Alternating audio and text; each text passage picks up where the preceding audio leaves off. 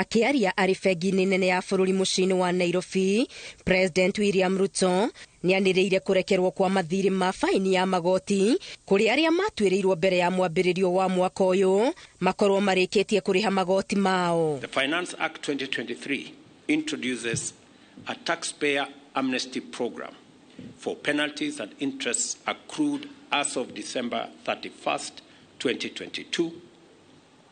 From September 1, 2023, just this month, to June 30th next year, you will have the opportunity to settle only the principal tax amount of outstanding tax debts incurred before January 1, 2023, as we are waiving penalties and interests over the 9-month period.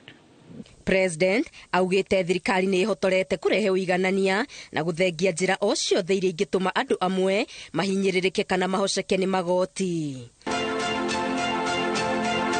President Ruto arĩtie hĩndĩ ya kũrugũria mũtambo wa kĩrĩu wa kũhotithia mũingĩ kũigithia honge-inĩ cia thirikari mategũbatara kuoha thabarĩ gũthiĩ bengi-inĩ nene ya bũrũri. This new innovation, investors no longer need to physically visit central bank's head or branch offices to undergo the manual process of opening CSD accounts, which previously took 14 days and involved laborious manual transactions.